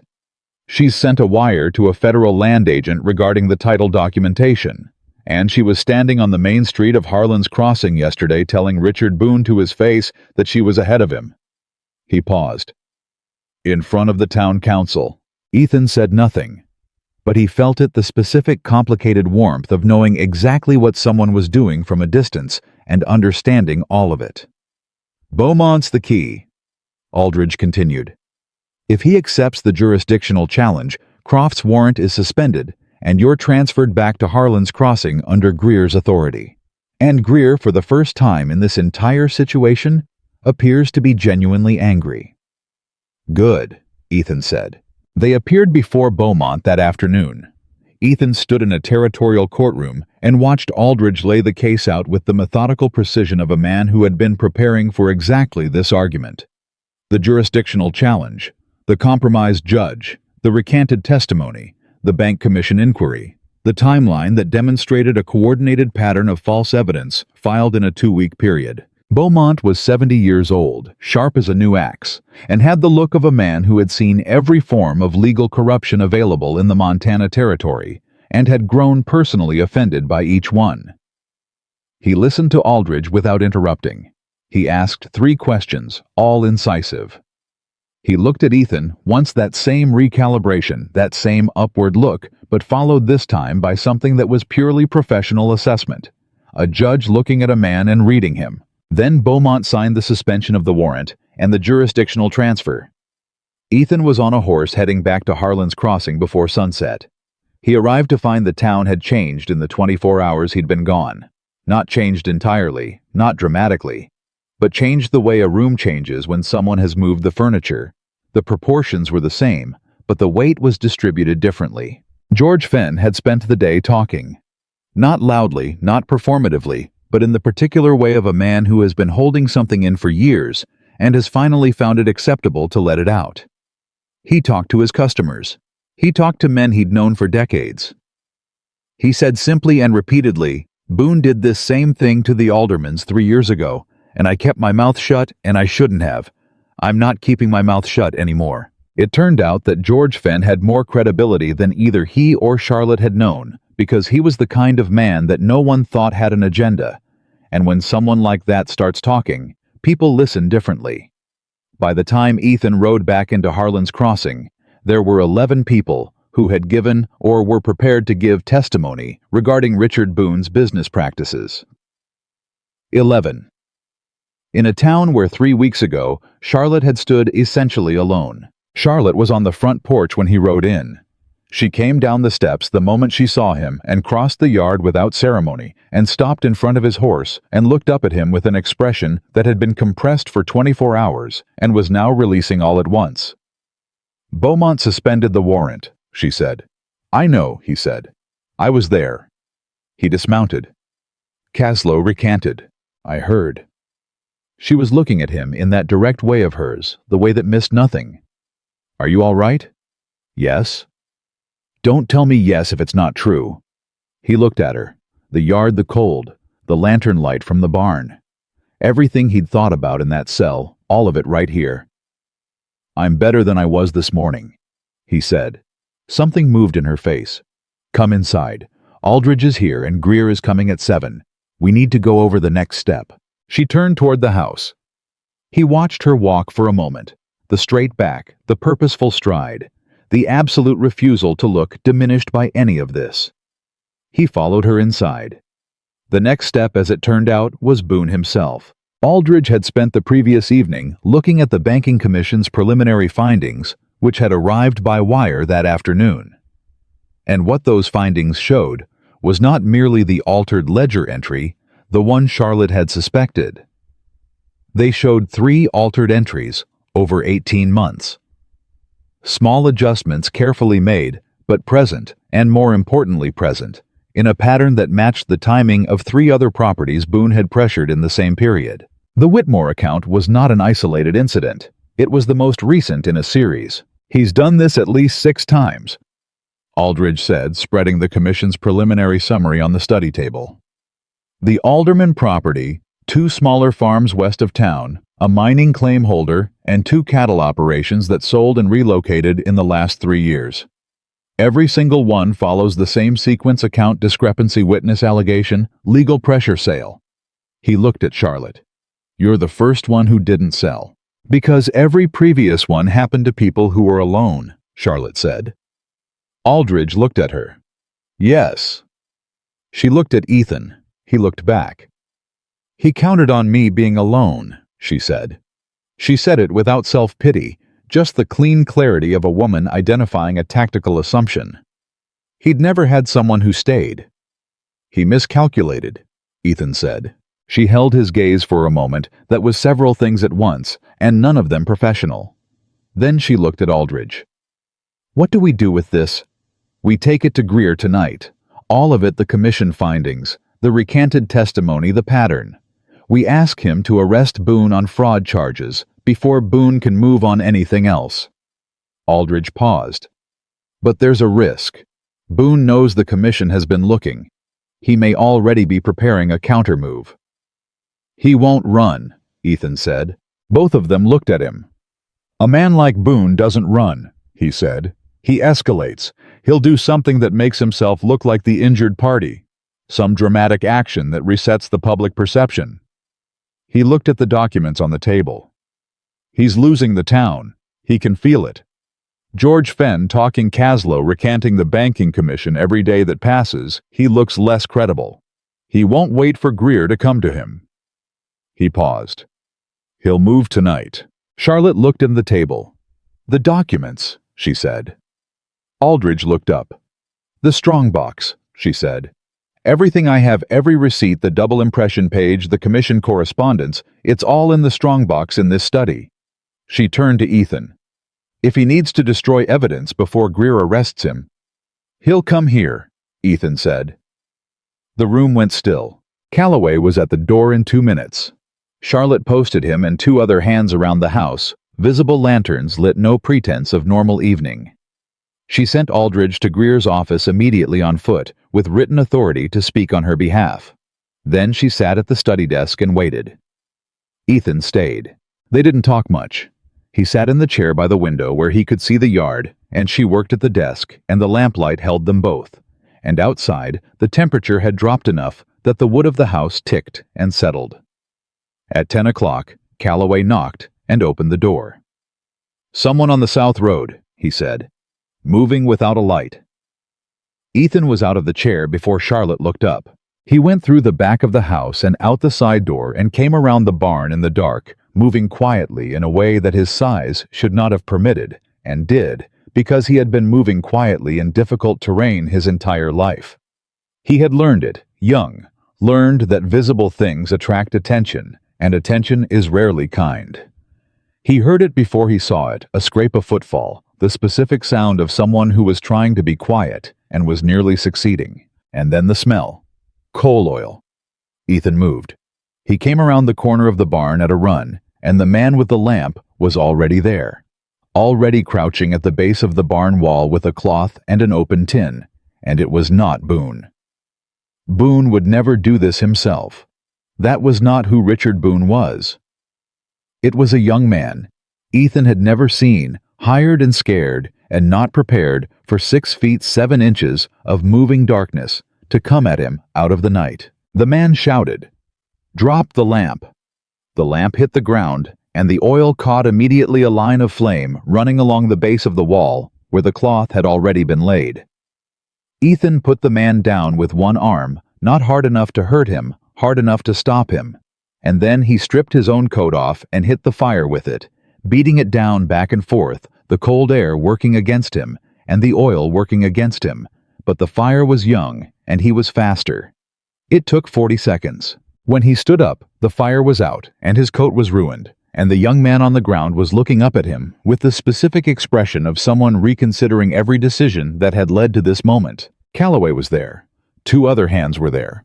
Charlotte was there, having come from the house at a run, the moment she'd heard the shout, and she stopped when she saw Ethan standing over the prone figure with his coat in his hands and the scorched wall behind him, and she took in all of it in a single rapid assessment.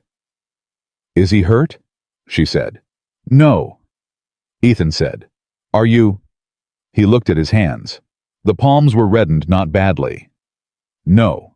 She looked at the young man on the ground. "Who sent you?" He didn't answer immediately. Calloway crouched down and asked again, less gently. "Boone," the young man said. "He paid me $20 to burn the barn, said there were documents inside." He swallowed. "He said nobody was supposed to get hurt." Charlotte looked at the barn, at the scorched base of the wall, at the cloth that had been laid there deliberately soaked through. "The documents aren't in the barn," she said very quietly. "They're in the house." She looked at Ethan. "He sent someone to the wrong place." "He doesn't know your property," Ethan said. "He's never been inside your gate." She looked at him. "He's desperate." "Yes," Ethan said. "He is." She turned to Calloway. "Tie this man and watch him. Don't let him go anywhere. To the other hands, stay visible. Keep the lanterns lit on all 4 sides." Then to Ethan directly. "Come with me." She went to the house and wrote a note in 2 minutes flat, sealed it, and handed it to the fastest rider on her crew. "Find Aldridge and Greer and give them this," she said. "Don't stop for anything." The rider left at a gallop. She sat down then for the first time since morning in the chair by the study desk. The adrenaline of the last hour was leaving her in stages, the way cold leaves a room after the fire gets going slowly, unevenly, starting at the edges. Ethan sat across from her. His hands were reddened on the palms, and he kept them rested flat on his knees, and she watched him, not wince, not favor them, just hold them still. "Give me your hands," she said. He looked at her. "Ethan." He put his hands out, palms up, and she leaned forward and looked at them in the lamplight. The skin was tight and red, but not blistered. She got up, went to the kitchen, came back with a cloth soaked in cold water, and sat down and pressed it against his palms, without asking his permission. He let her. For a moment, neither of them spoke. The house settled around them. Outside, the hands moved and the lanterns moved, and somewhere on the road, her rider was pushing hard toward town. "He was going to burn the barn," she said. "Yes." "Because he's losing." "Because he's losing," Ethan agreed. She kept the cloth pressed to his hands. "You could have been hurt." "I wasn't." "I know you weren't. I'm saying you could have been. You ran at a fire." He looked at her steadily. "It was your barn." She looked up at him, then at this man who had walked out to meet deputies without flinching, who had sat in a county cell and trusted her to fight, who had run at a fire in the dark, because it was her barn, and she thought, "There is no version of the next thing I say that doesn't change everything." She said it anyway. "After this is over," she said, "I'd like you to stay, not as foreman, not as hired help." They both knew what she meant, because they had both known what she meant for weeks, and honesty had always been the language between them. Ethan looked at her for a long moment. "I already decided to stay," he said. "I decided a while back." "When?" she said. "Cutter's Gap," he said. "When you told me about Thomas. The way you said he left me a problem instead." He looked at his hands at hers, pressing the cloth against them. "I thought there is no one I have ever met who understands what they're worth more clearly than this woman. And then I thought—" He stopped. "What?" she said. "I thought I would like to spend my life building something next to a person like that." The lamplight held them. Outside, the night was cold and moving and complicated. Somewhere in town, Aldridge was reading her note to Sheriff Greer. Somewhere, Richard Boone was sitting in his bank office, realizing the fire hadn't happened the way it was supposed to. In this room, the most important thing happening in Harlan's Crossing was two people looking at each other across a study desk, with honesty between them and nothing else required. Charlotte pressed the cloth against his hands one more time. Then Greer's knock came at the front door, sharp and official, and she stood up and Ethan stood up, and they went together to open it. Greer came in with Aldridge behind him, and the look on his face was not the careful, managed look Charlotte had seen for months. It was the face of a man who had read a note, made a decision, and was no longer managing anything. "He sent someone to burn your barn," Greer said. "He did," Charlotte said. "The man is tied up outside. He'll talk. He's already talked." Greer looked at Ethan, at the reddened hands, at the ruined coat still on the floor by the door. He took all of it in the way a good lawman takes in a scene, not dramatically, but completely. "I need a full statement," he said.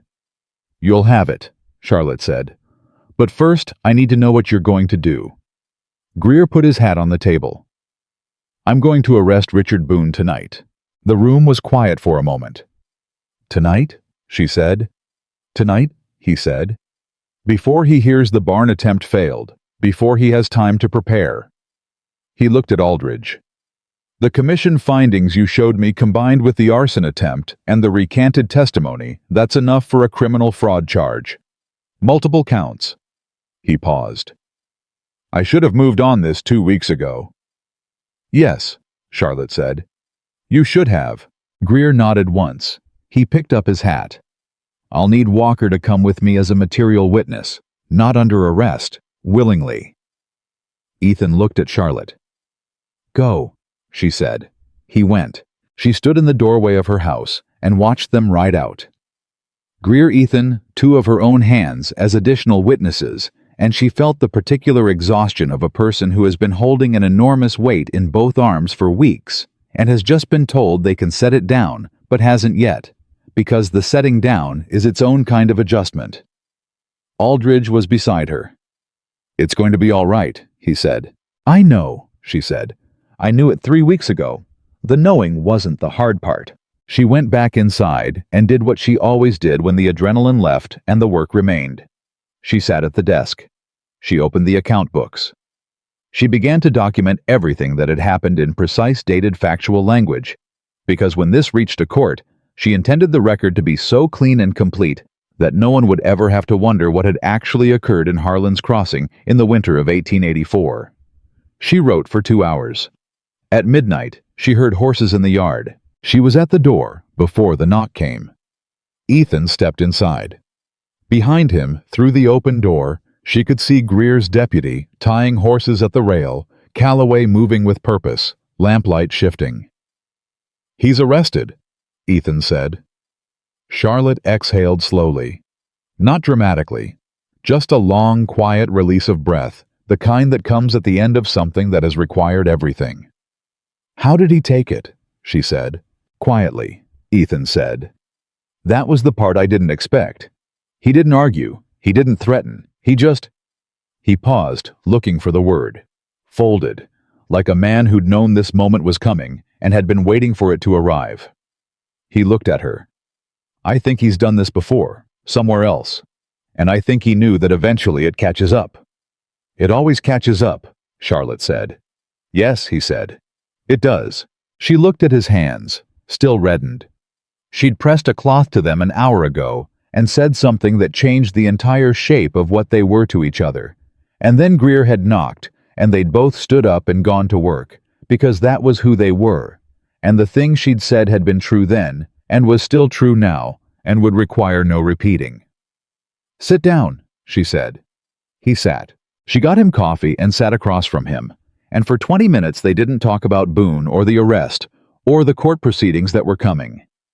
They talked about the North Pasture Creek that needed rerouting before spring. They talked about the gap in the bunkhouse wall that still needed filling. They talked about the fence line in the East Pasture that would need reinforcement before the thaw hit it. It was the most normal conversation she had had in 3 months. It was the best conversation she had had in years. The morning came cold and bright, and Harlan's Crossing woke up to find its banker in the county jail and a state marshal's deputy riding in from the east before noon. The marshal's name was Fielding, and he was a lean, unhurried man who had been investigating land fraud cases in the Montana Territory for 7 years, and who, when he sat down with Charlotte's documentation at Greer's office table, spent 40 minutes reading without speaking, and then said, "This is the most thorough private fraud documentation I have seen in my career." "I kept good records," Charlotte said. "You kept exceptional records," Fielding said. He set the documents down. "Mrs. Whitmore, based on what I'm looking at, Boone has operated this scheme in at least 4 counties over the past 8 years. You are the first person to have preserved evidence comprehensive enough to prosecute." He paused. Every other victim either didn't know what was happening until it was too late, or didn't have someone they trusted helping them see it clearly. Charlotte looked at Ethan, who was sitting against the wall, quiet with the stillness that she understood now as attentiveness rather than absence. Ethan didn't look up, but she saw the slight shift in his posture, the almost invisible straightening of a man who has just heard something land that he hadn't expected. "He helped me see it clearly," she said. Fielding looked at Ethan, then back at Charlotte. He nodded once, the nod of a man who understood exactly what he was looking at without needing it, explained. "I'll be in Harlan's Crossing for the next 2 weeks. I'll need both of your testimonies. I'll need Fenn and the others, and I'll need the 2 men who recanted." "You'll have all of them," Charlotte said. She walked out of Greer's office into the December cold of Harlan's Crossing's main street, and what she found was different from what she'd walked through for the past 3 months. People looked at her differently. Not with pity, not with the careful social distance of a community uncertain about which side to stand on. They looked at her the way people look at someone who has been right all along, and has just been proven so, with the slightly uncomfortable respect of those who are relieved to be on the correct side of history. George Fenn was outside his feed store. He tipped his hat to her. She nodded back. It was a small thing. It was not a small thing. Ida Pratt crossed the street toward her, and Charlotte slowed because she had several years' worth of things she could say to Ida Pratt, and was deciding in real time how many of them she actually wanted to say. But Ida Pratt surprised her. She stopped in front of Charlotte and looked at her with the expression of a woman who has been running a calculation for several days and has finally arrived at the correct answer. "I repeated things I shouldn't have," Ida said. "About you. About Walker."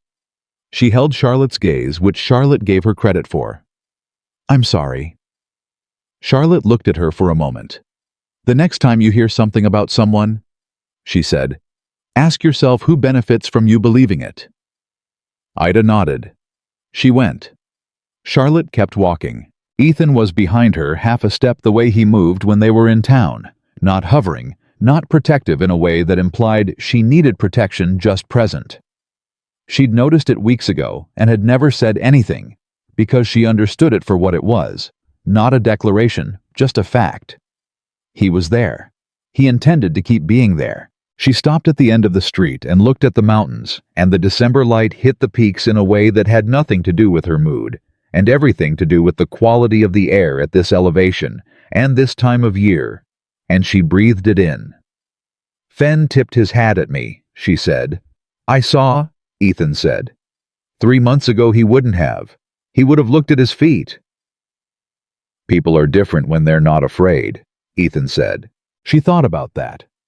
What were they afraid of Boone? Some of them. but mostly they were afraid of being wrong about something they'd already decided. He paused. It's harder to change your mind than to change your circumstances. Once someone's told themselves a story about who a person is, the story becomes the thing they're protecting, not the truth. She turned and looked at him. You've thought about this a great deal. I've had a great deal of personal experience with it, he said. She felt the old familiar anger on his behalf, the one she'd been carrying since the day she first saw him at the lumber mill with those men on the fence. But it was quieter now, less raw. Because the story that Harlan's Crossing had told itself about Ethan Walker was visibly, publicly, permanently wrong. And the people who had told it were standing on their porches, watching him walk down the street next to the woman who had been right about him from the start. Does it help? She asked. Them knowing they were wrong? He was quiet for a moment. A little, he said. The part that helps more is knowing that the truth came out because someone fought for it. He looked at her sideways. You fought for it. We fought for it, she said. He said nothing. But he was looking at her in that way of his, direct, unhurried, missing nothing. And she thought, this is a man who has spent his whole life not saying things, not asking for things, learning to need very little because needing things had never worked out well for him. And she thought, he is going to need to unlearn some of that. And she thought, I have time to help him. The next 2 weeks were the most legally active period in Harlan's Crossing's history. Marshal Fielding took testimony from 14 people. He subpoenaed Richard Boone's bank records going back 7 years. He sent wires to 3 other counties and received confirmation that the pattern Charlotte had documented matched incidents in each of them. All of them previously closed as civil disputes or business failures. All of them reopening now under the lens of Fielding's investigation. Charlotte testified for 6 hours over 2 days. She brought her documentation. She sat in front of Fielding and Greer and 2 state officials, and she answered every question precisely and completely, and without drama, because the documents told the drama better than she could. Ethan testified for 3 hours. He sat in the same chair with his hands on his knees and answered questions in that measured, deliberate way of his, and at one point, one of the state officials leaned forward and asked him how he had identified Boone's methodology so early, and Ethan said simply, I'd seen it before, in Wyoming. I was young then, and I didn't say anything. I decided I wouldn't make that mistake again. The state official wrote something down, then looked up and said, You should have been a detective. Ethan looked at him steadily. I'm a rancher, he said. Charlotte, sitting across the room, felt something warm and uncomplicated move through her chest. Pete Hicks testified. His recantation was formal and complete, and whatever Boone had planned to do to him afterward became irrelevant because Boone was in the county jail with 6 fraud charges filed and a state case building that would keep him there for a long time. Ed Caslow testified. He looked like a man who had not slept well, which was accurate, and he gave his testimony in a small voice and left town 2 days later, which was probably wise. George Fenn testified last on a Tuesday morning, and what he said was not just about accounts and dates and transactions.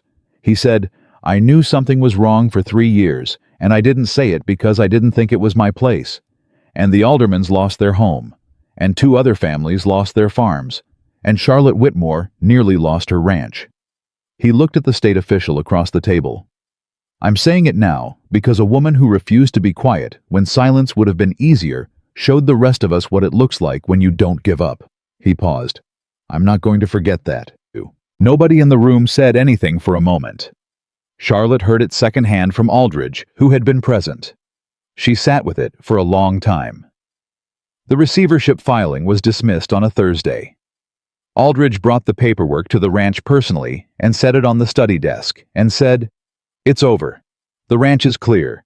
The loan is under review for fraudulent terms. You may in fact be owed money when this settles. Charlotte looked at the dismissal document. She thought she would feel more. She had expected some enormous emotional release, some dramatic wave of relief. What she felt instead was quieter than that, a deep, steady settling, like the ground after a long freeze finally softens, like something returning to what it should always have been.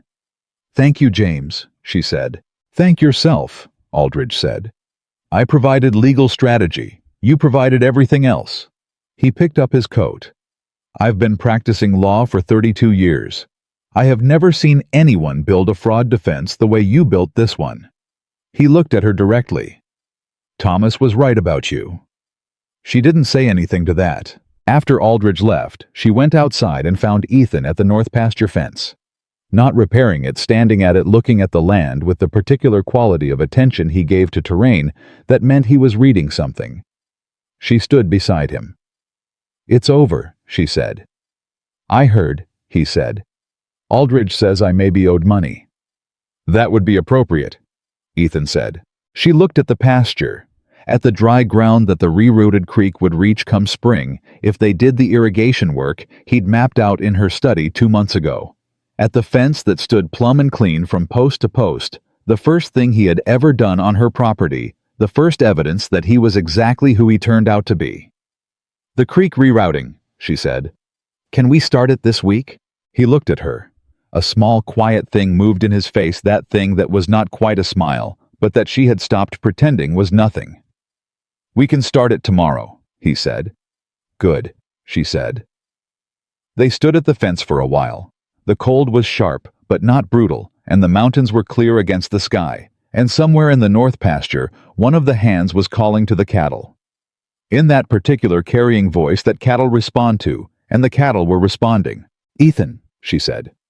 Yes. I said I wanted you to stay. I know, he said. I remember. I want you to understand what I mean by that, she said. I don't mean as foreman. I don't mean as Charlotte. Her name direct and certain. I know what you mean. She looked at him. Do you? You mean the same thing I mean when I said I'd decided to stay a while back, he said. You mean all of it. He held her gaze in that steady, unhurried way that had been one of the first things she'd trusted about him. I'm not a man who needs things said more than once to understand them. And I'm not a man who says things he doesn't intend to keep. He paused. I intend to keep it. She breathed out. All right, she said. All right, he said. They went back to work. That was the thing about them, both of them, that would define the years ahead. They did not celebrate with speeches. They did not perform their happiness for the town's benefit. They went back to work, and the work was the language, and the language was the love. And anyone who watched them over the following months would see it not in gestures or declarations, but in the way they moved through the ranch as a unit, the way she handed him documents and he handed her assessments, and the plans they made in the study.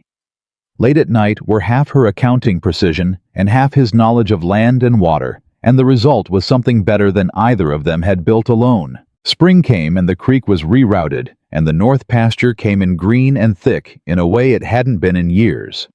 The cattle weight improved. The contracts with the railroad camps were renewed at a higher rate. Aldridge settled the loan dispute in March, and Boone's manipulated entries were reversed, and Charlotte received a payment that covered 2 seasons of losses. Richard Boone was convicted on 4 counts of fraud in April. The state court in Helena sentenced him to 7 years. Harlan Croft, the compromised judge, resigned his position before the state investigation reached him directly. Marshall Fielding used Charlotte's documentation as the foundation for 3 additional cases in neighboring counties, and all 3 resulted in convictions. The Aldermans were found living in a boarding house in Billings. They did not get their original property back. It had been sold too many times over, but the court awarded damages that allowed them to buy land elsewhere. Charlotte wrote to them personally. She received a letter back from Mrs. Alderman that she read twice and then put in the strongbox next to Thomas's note. George Fenn became the kind of person who speaks first rather than waiting for permission. He said once to a customer in his feed store who was repeating an unkind rumor about a family on the East Road, "Ask yourself who benefits from you believing that." He didn't mention where he'd gotten the phrase, but he used it consistently, and other people started using it, and gradually a certain quality of the town's daily discourse shifted in a direction that was harder to name than gossip, but easier to live in. Harlan's Crossing was not remade entirely. Towns don't work that way. People kept their assumptions and their hierarchies and their old habits of judgment. But there was a fault line now, where there hadn't been before, a place where the ground had shifted and everyone could feel it underfoot. A reminder that the story a community tells about a person can be wrong, and that the cost of being wrong is paid by someone specific, and that at least some of that cost can be avoided if people are willing to say what they actually see. Ethan Walker became the person in Harlan's Crossing who people thought of when they needed something done correctly. Not because his reputation was managed or promoted, but because work done correctly speaks for itself, and he had been doing it for a long time, and now people were paying attention. Danny Pratt's boy, the 19-year-old who had made the crack about Ethan's feet that first morning at the lumber mill, came to the ranch in June and asked for work. Ethan looked at him for a long moment and then said, "You any good with horses?" "Some," the boy said. "Come back tomorrow," Ethan said. "We'll see." He came back. He was better with horses than some. By fall, he was one of the steadier hands on the place. Charlotte watched this from the porch one morning and felt something she recognized as the specific satisfaction of watching a person choose to be better than they'd been. It was not a grand thing. It was the ordinary quiet business of people making small corrections over time. But small corrections accumulated become the shape of a life. She went inside and opened the account books. At the end of the first full year after Boone's arrest, she sat across from Ethan in the study on a Sunday evening with the lamp between them and the books balanced, and the ranch in better standing than it had ever been in Thomas's time or in the 4 years since. She looked at the numbers, and she looked at him. "We turned a profit this year that's 30% above what I projected in January," she said. He looked at the books. "The north pasture alone accounts for 12 points of that." "Your creek," she said. "Your idea to fix it," he said. "I just told you it needed doing." "You told me the survey was wrong." "You listened," he said. "That's not a small thing. Most people don't listen when someone they've just met tells them they've been working from bad information." She looked at him across the books, this man who had come to her ranch to fix a fence and had stayed to fix everything that mattered, and she thought about all the ways he had been underestimated and undervalued by every person in every town he had ever moved through. And she thought about the particular waste of that, the years of work and knowledge and character that had gone unwitnessed because people had looked at the size and heard the silence and made their judgment before they'd asked a single question. "Do you still think about leaving?" she asked. She asked it plainly because plainness had always been their language. He looked at her over the lamp. "No," he said. "I stopped thinking about leaving the day I stopped feeling like a drifter." "When was that?" "The day you handed me the second half of my wages for the fence and asked about the stone wall," he said. "You handed me the money without checking the work first. Then you told me you'd inspect it before deciding on the next job." A pause. "That's the moment. When someone treats you like you're worth trusting before you've earned it, but also intends to verify." He looked at the lamp. "I hadn't been treated like that before." She was quiet for a moment. "That's just good employment practice." "I know," he said. "You think of it that way. I think of it as the day someone decided I was a fair bet." She reached across the table and set her hand on top of his. His hands were scarred and wide and had spent their entire life in useful work, and she felt the warmth of them against her palm and thought, this is what it is to be met. Not rescued, not explained, not managed. Met. "You were always a fair bet," she said. He turned his hand over and held hers, and neither of them said anything else because nothing else was required. Outside, the spring evening was coming in, and the cattle were settling, and somewhere in the north pasture, the creek ran, where it was supposed to run, feeding the land. It was supposed to feed doing the work. It had always been capable of doing. It had just needed someone willing to look past the old map and find where the water actually went. Some people arrive in your life at the exact moment the ground is shifting beneath you, and they don't stop the shift. They stand in it with you, steady. And when you come out the other side, you discover that the shifting has carried you both somewhere neither of you could have reached alone. Charlotte Whitmore had built something worth keeping in this valley, and she had kept it, and the man sitting across from her in the lamplight had helped her see every step of the way, Clearly not because he had been easy to find, but because she had been willing to look. Some things only come to people who refuse to stop looking. And some people are worth every hard mile it takes to find them.